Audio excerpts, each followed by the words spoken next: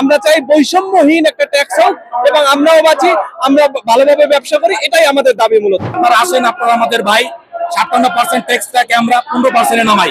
দিন শেষে আজকে যে আমরা ফাইট করতেছি, এটা কিন্তু নিজেদের জন্য করতেছি না, এটা করতেছি কাস্টমারের জন্য করতেছি। এই দেশে উদ্যোক্তা স্যার কেমনে পারবে স্যার বলেন? উদ্যোক্তা বাড়ার আগেই স্যার উদ্যোক্তাদেরকে আপনারা ধ্বংস করে দিচ্ছেন স্যার। আপনারা আমরা যে আনুষ্ঠানিক বিক্রি করে আমাদেরকে অবৈধ বলে, পৃথিবীতে কোনো অবৈধ মোবাইল বলতে নাই। এর বিরুদ্ধে মানে কি আমাদের যে ব্যবসা করে ঠিক আছে, আমরা যে ব্যবসায়িক যে আমরা বিশাল ব্যবসায়িক 20 লাখ পরিবার, এই 20 লাখ পরিবারকে যে আমরা রাস্তায় নামাই দিচ্ছি আজকে, ওনার তোয়েব সাহেব যে আমাদের যে তোয়েব সাহেব, উনি আসলে কোথা থেকে আসছে জানি না, আগে নাম শুনে নাই, কিন্তু উনি এসে আমাদের 20 লাখ পরিবারকে রাস্তায় নামাই দিচ্ছে। আমাদের রিজিকের ভিতরে আমাদের রাত্রি পাচ্ছে, যদি আমাদেরকে পেটে রাত্রি মারে অবশ্যই তো মানুষ ঘরে বসে থাকবে না।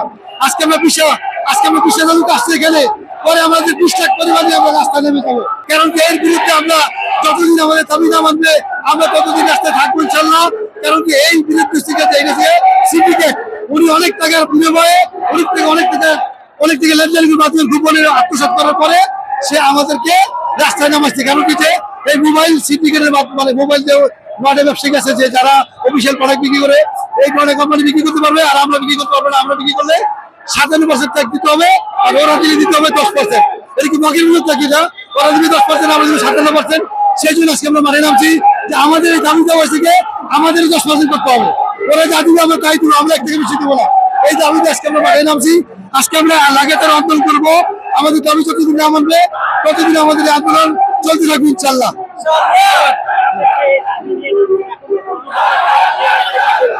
ভাই আমরা তো কাপড় নিয়ে নামছি, আমরা রাস্তায় নামছি তো আমাদের অবস্থা খারাপ। আমরা যে কাপড় দিয়ে কেউ মারা যাবে, কেউ অসুস্থ হয়ে এত কিছু দেখলে তো আমাদের এই দাবি দেওয়া মানে হবে না। আগে এবার আমরা ছেড়ে দিচ্ছি। আমাদের কারণ বাজার যে আমাদের বাংলা মোটর যে আন্দোলন করছিলাম, পুলিশ কমিশনার বলছিল যে আমাদের যে ভালো নিউজ আসবে এবং আমাদের ভালো খবর আসবে, কিন্তু কোনো নিউজ আমরা পাই নাই। এই জন্য আজকে আমাদের মাঠে আবার নামতে হয়েছে ইনশাল্লাহ। এবং অবশ্যই আমাদের দাবি দেওয়া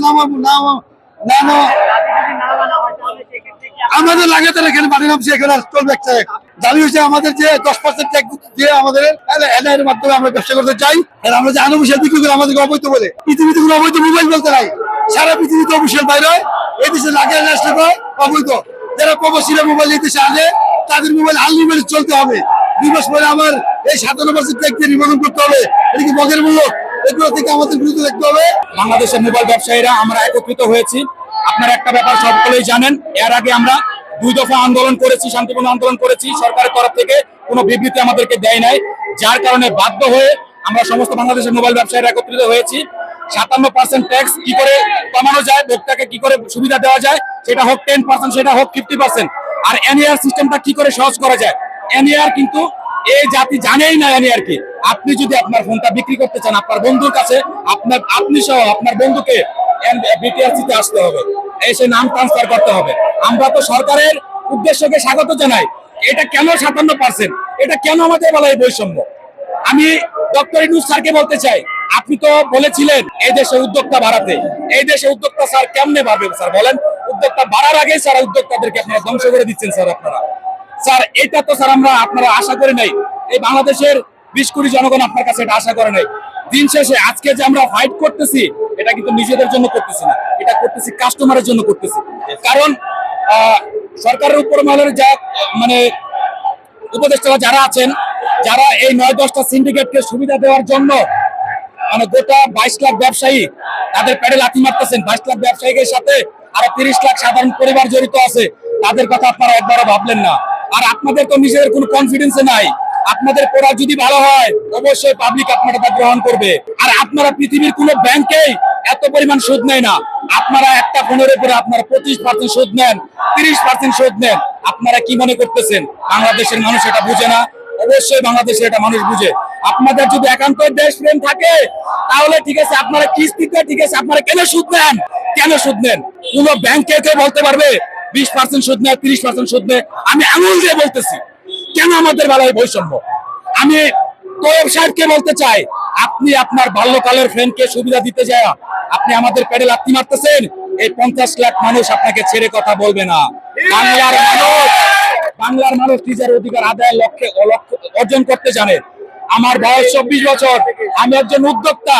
আমি 3 বছর অত্যন্ত পরিশ্রম করে একটা পজিশনে আসছি, আমার পজিশন চলে গেলে তোয়েব সাহেব কে নিবে? আপনি নিবেন? আপনি তো কদিন পরে চলে যাবেন।